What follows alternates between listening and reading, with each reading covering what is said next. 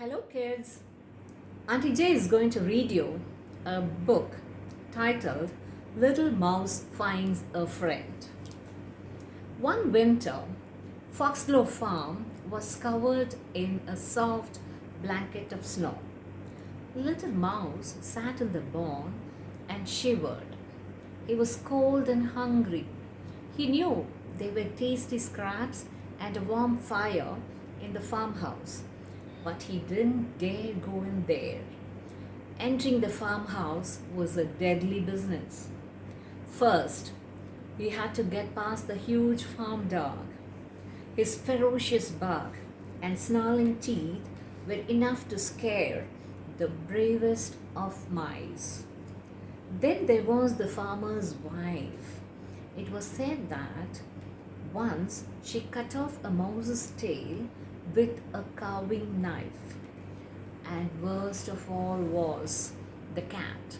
She was terrifying. She had dagger like fangs and claws as sharp as needles. Her large amber eyes saw everything, and her small black ears missed nothing. She could hiss like a snake and snarl like a tiger. Little Mouse had heard that the cat could creep up on you in total silence and then pounce with deadly speed. The mere thought of the cat made Little Mouse quack with fear. The days passed and Little Mouse became more and more hungry. Each day he roamed the farm in search of food, but there was little for he found. The horse guarded his oats. The chickens chased him away from their grains. The cows stamped their feet every time he tried to share their morning feed. The pigs wouldn't even let him share the kitchen scraps. By midwinter, Little Mouse was so hungry that he made a big decision. He was going to creep into the farmhouse and find something to eat. That night, Little Mouse waited until the dog was asleep in his kennel and the farmer and his wife were snoring in their bed. Then he crept across the farmhouse and peered in through the window. What he saw inside made him squeak with terror. The cat was leaping up and down and spitting wildly. Her hair was standing on end, her eyes glinted dangerously. It was a terrifying sight. Little Mouse was about to scamper away when the cat howled and flopped to the ground. Meow! The sound made Little Mouse stop and take another look. It was only then that he noticed something that gave him the courage to sneak in through the cat. The cat flopped for a closer look. The cat's right paw was stuck in a hole in the floorboards. As Little Mouse watched, the cat tried to tug her paw free, but she only managed to hurt herself. Ouch, hissed the cat. Her amber eyes glinted with pain. Little Mouse was very scared, but he was very kind. He didn't like to see anything in pain. So he crept forward to see if he could help. The cat's ears twitched. Who goes there? She hissed. Only me, squeaked Little Mouse bravely. Can I help you? The cat swished her tail and sighed. My paw is trapped, but I don't suppose. My paw is trapped, but I don't suppose a little fellow like you can help. I'll just have to wait until the farmer's wife comes down in the morning. She began to lick her trapped paw so sadly that little mouse felt quite sorry for her. "Can I help?"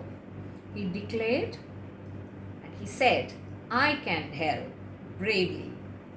And before he could change his mind, little mouse dashed forward and began nibbling at the wood surrounding the cat's trapped paw. Little mouse tried to ignore the cat's glittering eyes as he gnawed away. He tried not to think about her glistening fangs and sharp claws. He worked quickly and soon the cat's paw was free. "Thank you," purred the cat.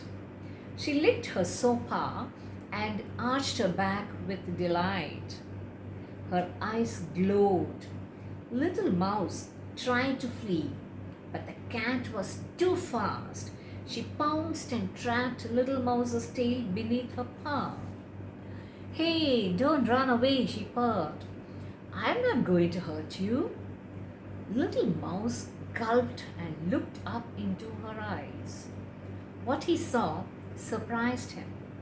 Her eyes weren't scary at all. They were kind and playful. Little mouse smiled up at the cat. The cat smiled back. "Why don't you come in and warm up by the fire?" she asked. "I can even find you some scraps of cheese if you like." "Oh, yes, pleasure," squealed little mouse. "I'm starving." After little mouse had eaten so much that he groaned with pleasure, he sat beside the warm fire with the cat. By sunrise, little mouse and the cat were the very best friends. Little mouse had been wrong. The cat wasn't at all frightening. She was the friendliest cat any mouse could wish to meet. Unfortunately, the farmer's wife didn't share this view on mice. She screamed and screamed and screamed. "Humans are frightened of mice," explained the cat. "That is why they make such a fuss." "But what about the farmer's wife cutting off my tail with the carving knife?" asked little mouse.